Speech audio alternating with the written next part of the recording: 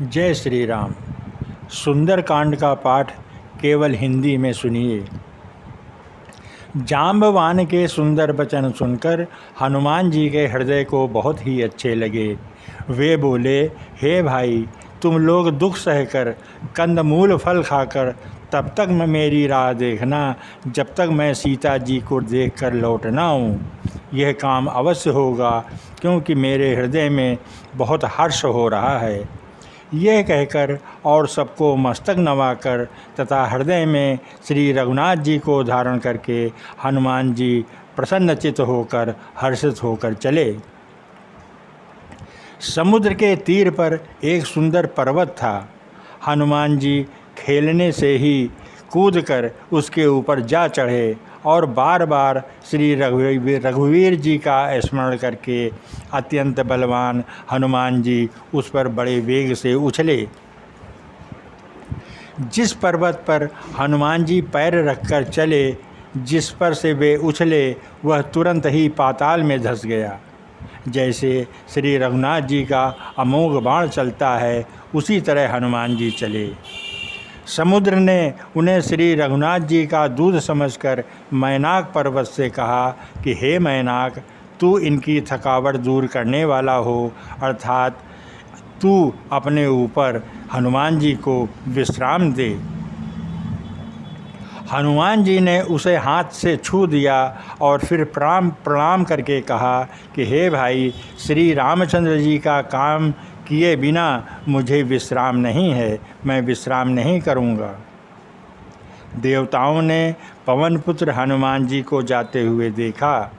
उनकी विशेष बल बुद्धि को जानने के लिए, उनकी परीक्षा लेने के लिए सुरसा नामक सर्पों की माता को भेजा कि जाओ और तुम हनुमान जी की परीक्षा लो जा करके कि वो कितने बलशाली हैं, कितने बुद्धिशाली हैं।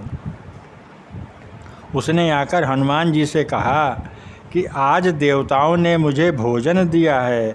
यह वचन सुनकर पवन कुमार हनुमान जी ने कहा, श्री रामचंद्र जी का कार्य करके मैं लौट आऊँ और सीता जी की खबर प्रभु श्री राम जी को सुना दूँ, तब मैं आकर तुम्हारे मुंह में घुस जाऊँगा और तब तुम मुझे खा लेना। हे माता, मैं सत्य कहता हूँ, अभी मुझे जाने दे। जब किसी भी उपाय से उसने जाने नहीं दिया, तब हनुमान जी ने कहा, तो मुझे फिर खा लो। उसने योजन भर 4 कोस मुँह फैलाया। किसने फैलाया? उसी राक्षसी ने। तब हनुमान जी ने अपने शरीर को उससे दूना बढ़ा लिया। फिर राक्षसी ने 16 योजन का मुख फैलाया। तब हनुमान जी ने क्या किया कि 32 योजन का मुँह फैला दिया। जैसे जैसे सुरसा मुख का विस्तार बढ़ाती थी, हनुमान जी उसका दूना रूप दिखलाते थे। तब उसने 100 योजन का मुँह फैला दिया। तब हनुमान जी ने चालाकी क्या की कि छोटे से रूप को धारण कर लिया और उसके मुंह में घुसकर फिर बाहर निकल आए और उसे सिर नवाकर विदा मांगने लगे। उसने कहा, मैंने तुम्हारे बुद्धि बल का भेद पा लिया, जिसके लिए देवताओं ने मुझे भेजा था। तुम श्री रामचंद्र जी का सब कार्य करोगे क्योंकि तुम बल बुद्धि के भंडार हो। यह आशीर्वाद देकर वह चली गई। तब हनुमान जी हर्षित होकर चले। समुद्र में एक राक्षसी रहती थी।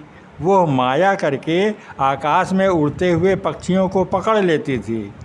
आकाश में जो जीव जंतु उड़ा करते थे और जल में उनकी परछाई पड़ती थी, तो वह उनकी परछाई को देखकर परछाई पकड़ लेती थी, जिससे वे उड़ नहीं सकते थे और जल में गिर जाते थे।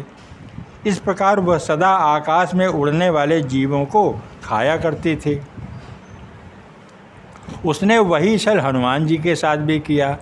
हनुमान जी ने तुरंत ही उसके कपट को पहचान लिया। पवन पुत्र धीर बुद्धि वीर श्री हनुमान जी उसको मारकर समुद्र के उस पार चले गए। वहाँ जाकर उन्होंने वन की शोभा को देखा। मधु पुष्परस लोभ से भंवरे गुंजार कर रहे थे। अनेकों प्रकार के वृक्ष फल में लगे हुए फल सुशोभित हो रहे थे। पक्षी और पशुओं के समूह को देखकर तो वो मन में बहुत ही प्रसन्न हुए। सामने एक विशाल पर्वत देखकर हनुमान जी भय त्याग कर उस पर दौड़कर जा चढ़े।